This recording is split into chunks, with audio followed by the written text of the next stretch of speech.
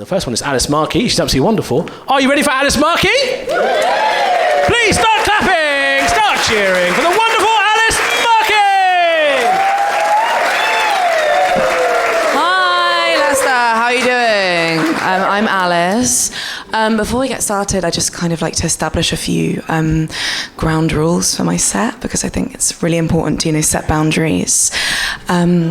I'm not here to degrade myself for your entertainment. I will not be telling any self-deprecating jokes tonight.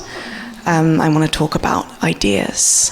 I feel like there's this compulsion as female comics to make fun of ourselves in order to make ourselves more palatable to male audiences. Like, oh, I got ghosted by an ugly boy. Oh, my tampon fell out in Marks and Spencer's and I slipped on the blood and fell into the Colin the Caterpillar display.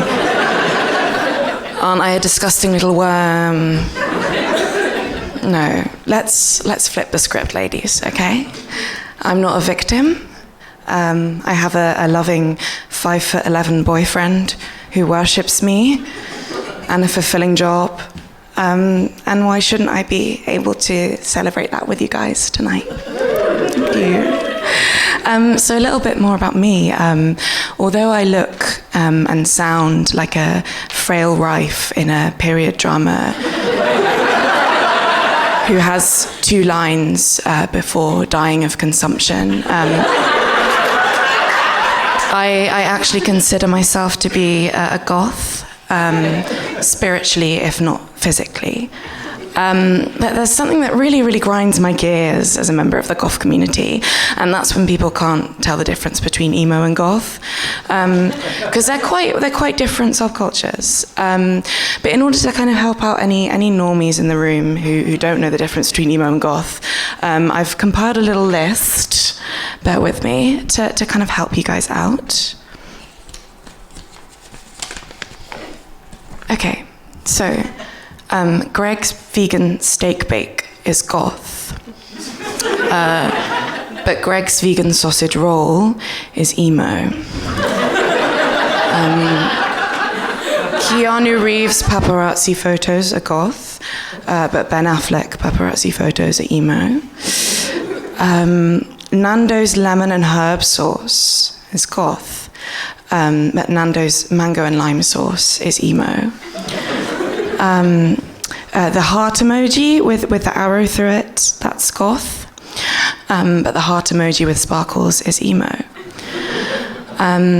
Rolling the wax from the baby bell into a perfect sphere is goth.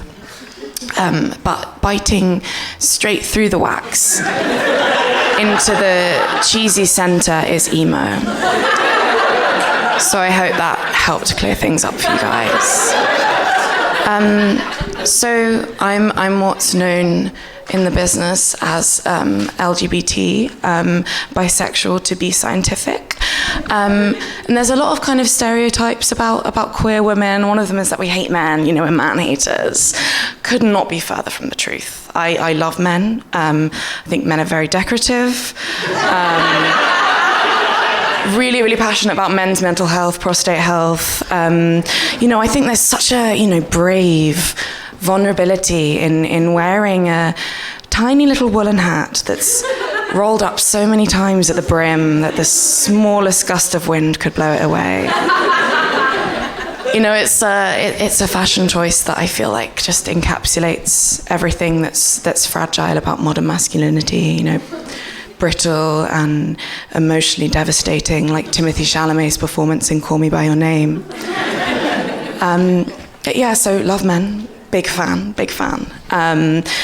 In particular, love kind of male friendship dynamics. Kind of always consider myself one of the guys, if you will. And I believe that the kind of breakdown of male friendships, male social bonds in the UK is one of the key factors which, led to Brexit and to the entire kind of political situation we find ourselves in today.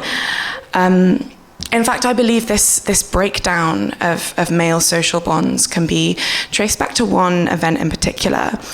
On the 25th of March 2015, Zayn Malik found out what sex was and decided to leave One Direction so that he could say the F word in his songs, releasing a debut album that, encapsulated the West Coast aloofness and belligerent sexual energy of Timothée Chalamet's performance in Lady Bird. Much like Eve taking the first bite of the apple, this was an event which flung the UK into a post-lapsarian hellscape. In fact, if you'll indulge me, I'd like to take this metaphor a bit further. I believe that each member of One Direction corresponds to a horseman of the apocalypse. Harry is war, Zayn is famine, Liam is death, Louis is pestilence, and Niall is Nile. So there isn't a word in the English language for the evil contained behind those glassy little Irish eyes.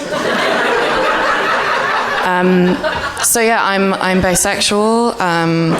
I first realised that I fancied women watching Princess Diana's funeral on the TV. They showed this footage of her visiting a children's hospital, and she was wearing this amazing sort of like salmon pink blazer with gold buttons down the front, and I just thought, wow, fair play to Charles, she was the people's princess. I mean, and she was so sort of elegant and graceful, but had this sadness about her that kind of pervaded everything she did, and it pains me because I feel like if I'd been there for her, that night, things might have turned out differently. Hey, thank you, Leicester, you've been amazing.